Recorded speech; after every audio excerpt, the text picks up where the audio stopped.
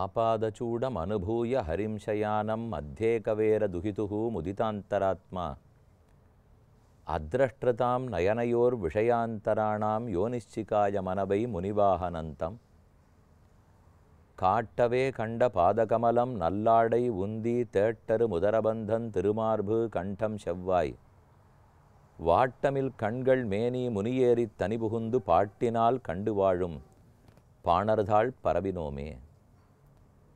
திருப்பாணாழ்வார் பாடிய அமலநாதிபிரானை கடந்த சில நாட்களாக நாம் அனுபவித்து வருகிறோம்.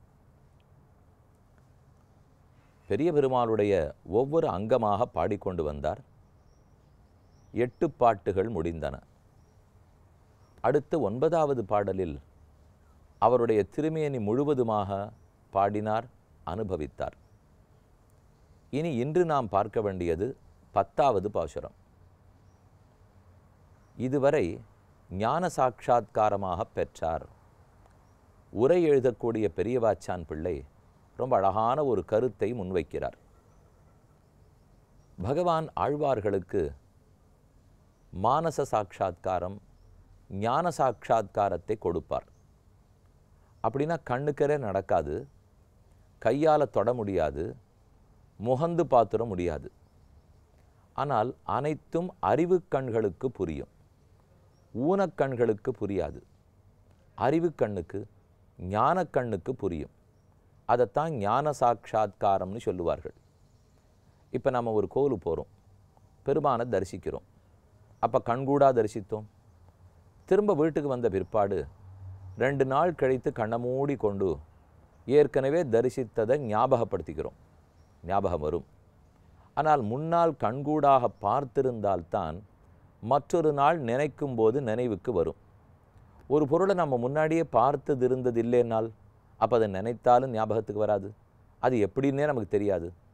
இப்போ திருப்பாணாழ்வார் முன்னாலேயும் பெரிய பெருமாளை சேவித்ததில்லை. அவர் திருவடி எப்படி இருக்கும், ஆடை எப்படி இருக்கும், உந்தி எப்படி இருக்கும், திருமார்பு எப்படி இருக்கும், இதெல்லாம் அவர் சேவிச்சதில்லையே. அவர் கோவிலுக்குள்ளேயே வந்ததில்லையே.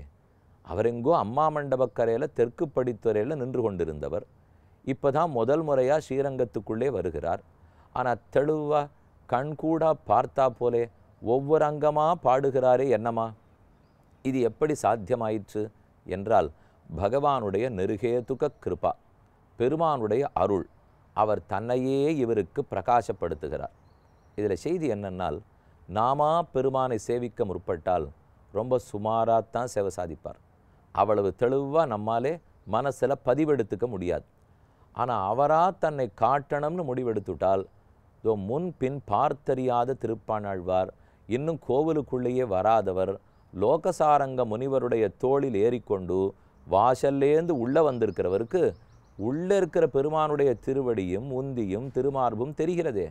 எப்படி தெரிகிறது? இது ஒன்றும் சாத்தியமே இல்லையே சுவாமினால் ஞான சாட்சா்காரம். பகவானா காட்ட வேணும்னு முடிவெடுத்துட்டபடியால் அவர் அப்படியே கண்டிருக்கிறார். காட்டவே, பகவான் காட்டவே கண்ட திருப்பாணாழ்வார் கண்ட பாதகமலம் நல்லாடை உந்தி. அப்போ நாம் அதுக்குத்தான் இப்போ பிரார்த்திக்கணும், முயற்சி பண்ணிக்கணும். நாம போய் நின்று கோவிலில் சேவித்தோம்னால் அவ்வளவு நன்னா சேவை சாதிக்க மாட்டார். முதல்ல அடியை நன்னா சேவிக்கும்படி தேவரீர் அருள வேண்டும் என்று பெருமாள்கிட்ட பிரார்த்திக்கணும். அந்த பிரார்த்தனைக்கிணங்க பெருமானையே தன்னை காட்டணும். அப்படி சேவிச்சோன்னா தான் பளிச்சுன்னு தெரியும். அப்போ தான் எங்கே நினச்சாலும் நினைவுக்கு வரும். இப்போ நாம் ஒன்றை பார்த்துட்டு திரும்ப நினைத்தா நினைவு வருகிறது. ஆனால் இப்போ திருப்பாணாழ்வார் பார்த்ததில்லை.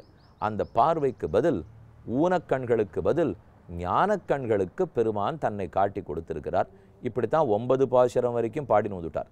இப்போ 10வது பாடல், லோகசாரங்க முனிவர் தோளில் ஏறிக்கொண்டு உள் பிரதட்சணம் வரைக்கும் வந்து 2 திருமணத் தூண்களை தாண்டி படியேறி உள்ளே சென்று பெரிய பெருமாள் திருவடிகளையே பற்றி அவரோடு சேர்ந்தார், கலந்தார்னு ஐதிஹ்யம்.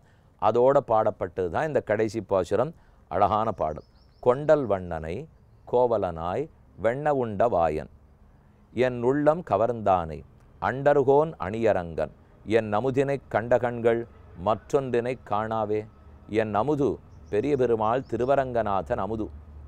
இந்த பாடலில் கிருஷ்ணாவதாரத்தை ஸ்ரீரங்கத்தில் கண்டேன் என்று கூறிக்கொள்ளுகிறார். கண்ணனெம்பெருமானே இங்கு கண்டாராம். கீழெல்லாம் ஒவ்வொன்றா சொல்லியிருக்காரு. திருவிக்கிரமனை கண்டேன், ராமனை கண்டேன், நரசிம்மனை கண்டேன், வடபத்திரசாயியை கண்டேன். இப்படி ஒவ்வொரு பெருமாளை ஸ்ரீரங்கத்தில் சேவிச்சேன்னு பார்த்துட்டு வந்திருக்கோம். அதப்போல் கண்ணனை இவ்விடத்தில் கண்டேன் என்று கூறுகிறார். பாட்டு பதவுரை பார்ப்போம். கொண்டல் வண்ணனை கோவலனாய் வெண்ணையுண்ட வாயன். கொண்டல்னால் நீருண்ட கார் மேகம். கொண்டல் வண்ணனை மேகத்தை போன்ற கருப்பாக இருக்கிறவனை. மேகத்துக்கு நீரால் அழகு, பகவானுக்கு கருணையால் அழகு. அப்போ அங்கே நீர், இங்கு கருணை கிருபை. கொண்டல் வண்ணனை கோவலனாய் கண்ணனாக அவதரித்து வெண்ணெய் உண்ட வாயன். வெண்ணெய் அமுது செய்த திருவாயுடையவன். வெண்ணெய் உண்டான்னு சொன்ன போறாதா? வெண்ணெய் உண்ட வாயன்னு சொல்ல வேண்டுமா? வெண்ணெயை சாப்பிட்டுட்டு பாக்கி வெண்ணெய் இருந்தால் வாயில் தொடச்சின்னு படுத்துன்னு விடுவோம். அதனால் கண்ணனுடைய வாயை பார்த்தாலே வெண்ணெய் சாப்பிட்ட வாய் அப்படின்னு தெரிகிற அளவுக்கு இருக்குது. வெண்ணெய் உண்ட வாயன் கொண்டல் வண்ணனை கோவலனாய் வெண்ணெய் உண்ட வாயன் என் உள்ளம் கவர்ந்தானே. எப்படி ஊரில் இருக்கிற வெண்ணெயெல்லாம் கவர்ந்தாரோ, திருடி சாப்பிட்டு விட்டாரோ, அதை போல என் உள்ளத்தையும் திருடி புஜித்து விட்டார். என் உள்ளம் கவர்ந்தானே கொள்ளை கொண்டவனும் அண்டர்கோன் அணி அரங்கன். அண்டர்கோன், அண்டர்கள்னால் நித்திய சூரிகள்னு பொருள் சொல்கிறார். அண்டர்கோன் நித்திய சூரிகளுக்கெல்லாம் தலைவனும் அணி அரங்கன், இந்த பூமண்டலத்துக்கு அலங்காரமாக இருக்கும் திருவரங்கம். அந்த திருவரங்கத்தில் கண் வளர்ந்தருளுபவனும் அணி அரங்கன். எப்பவும் ரெண்டு பொருள் பார்த்துருக்கோம்.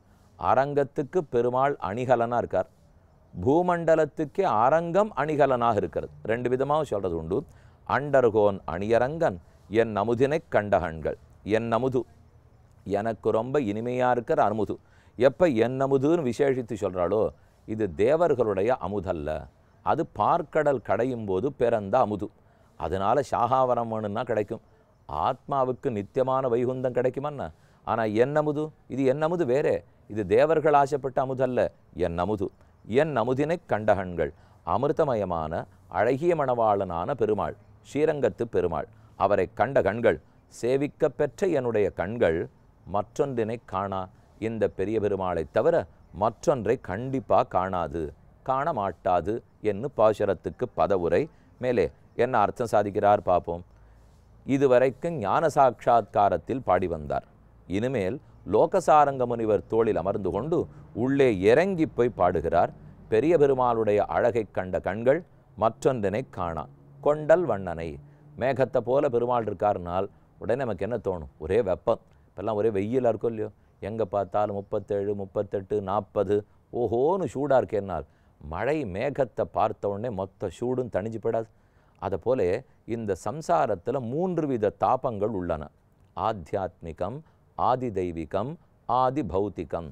இந்த தாபத்தால் நம்ம கொதிச்சு போயிருக்கோம். வெளி வெயில்னா 4 மாதம் ஆச்சுன்னா சரியாக போயிடும். ஆனால் இது சம்சாரங்கிற வெயிலாச்சே, எப்பவுமே சரியாக போகாது. அது போகிறதுக்கு என்ன வழி? பெரிய பெருமாள்ங்கிற மேகத்தின் கீழே நனைஞ்சுட்டோம். அவருடைய கருணை மழையில் நனைந்தால் சம்சாரம் வெக்காயம் தட்டாது. அதனால் கொண்டல் வண்ணன் அத்ரௌ ஷயாளுருவ சீதள காளமேகா சிஞ்சே திமஞ்ச ஜனம் இந்திரையா தடித்வான்னு பராசர பட்டர் சாதிக்கிறார். பகவான் பெரிய பெருமாள் ஒரு காளமேகம், அப்படின்னா கருப்பு மேகம். அந்த மேகத்துங்கிட நான் நனைஞ்சுட்டேன், எனக்கு தாபமெல்லாம் தொலைந்து போகும். வருஷகமான காளமேகம் போலே இருக்கிறார். மேகத்தை பார்த்தா உள்ளே இருக்கிற ஜலம் அப்படியே தெரியுமா. அதை போல் ரங்கநாத பெருமாளை சேவிக்கச்சே உள்ளூர நீரோட்டம் தெரியறதுன்னா, கருணை தான் நீரோட்டம், கிருபை தான் அவருடைய நீரோட்டம், அது நன்கு தெரிகிறது. கோவலனாய் வெண்ணெய் உண்டவாயன். கோவலனாய் இடைப்பிள்ளையாக அவதரித்தார்.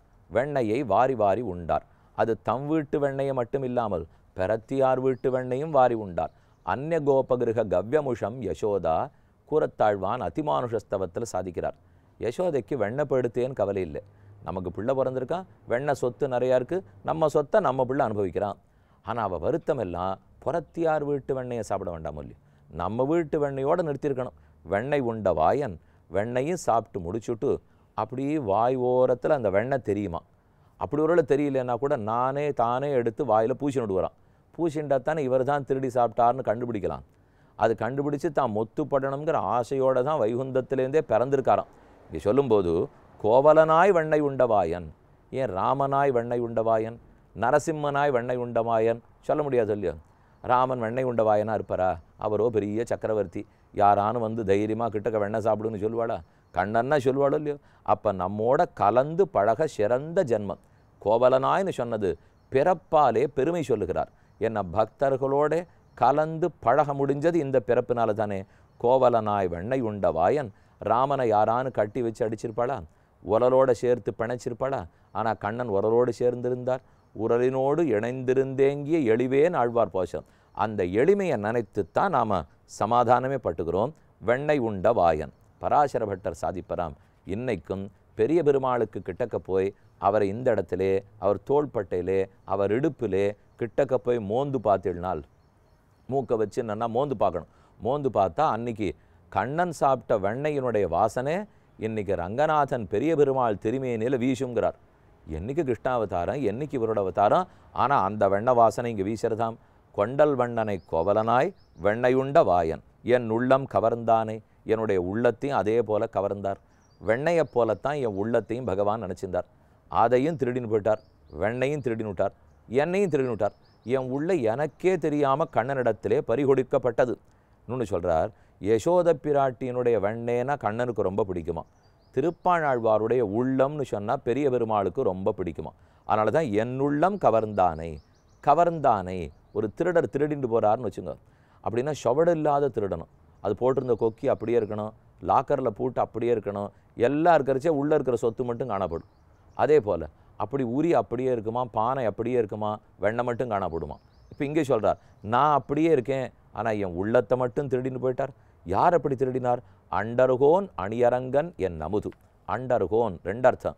அண்டர்னா இடையர்னு ஒரு அர்த்தம். இடையர்களுக்கெல்லாம் சுவாமி அல்லது தேவர்களுக்கெல்லாம் ஆத்ம வர்க்கத்துக்கெல்லாம் சுவாமி. அண்டர்கோன் அணி அரங்கன் என் அமுதினை. இது தேவர்களுடைய அமுதம் அல்ல, என்னுடைய அமுதம். என் அமுதினை, அந்த அமுதத்தை சாப்பிட்டா தேகம் சாகாமல் இருக்கும். ஆனால் பெரிய பெருமாளுங்கிற இந்த அமுதத்தை சாப்பிட்டா ஆத்மா சாகாமை கிட்டும். இப்படி எனக்கு ஸ்வரூபத்தை அருளி ஆத்மாவுக்கு நித்தியத்துவத்தையே ஸ்திரப்படுத்தினார் இல்லையோ. என் அமுதினை, பெரிய பெருமாளாகிற அமுதனை கண்ட கண்கள். இது வரைக்கும் பெரிய பெருமாள், ரங்கநாதன், ஸ்ரீரங்கம், மகாத்மியம் எல்லாம் காதால் கேட்டிருக்கமா. அப்போ கேட்டே இருந்த இத்தனை நாளும் இப்போ கண்ட கண்கள். கண்ணுக்கு நேர சேவிச்சுட்டேன், மற்றொன்றினை காணாவே. இதை கண்ட கண்கள் இனிமேல் ராமாவதாரத்தை சேவிப்பியா, கிருஷ்ணாவதாரத்தை சேவிப்பியா, கூலி கொடுத்தா கூட போகாது. வேண்டாம், பக்கத்து ஊரில் இருக்கிற பெருமாளை சேவிப்பியா, போகாது. ஹனுமார் சொன்னார் இல்லையோ, பாவோ நான்யத்திர கச்சதி. ராமா, உன்னை சேவித்த கண்கள் வைகுந்தநாதனையும் சேவிக்காது. அதே கட்சி தான் இப்போ திருப்பாணாழ்வாரும். இங்கே அரங்கனை கண்ட கண்கள் மற்றொன்றனை ஒரு நாளும் காணாது. இந்த காட்சி வழிய வேறு பலத்தையும் எதிர்பார்க்காது. இப்போ இந்த பாட்டு கடைசி பாட்டு அப்படின்னா பலஸ்ருதின்னு சொல்லுவாளோ இல்லையோ.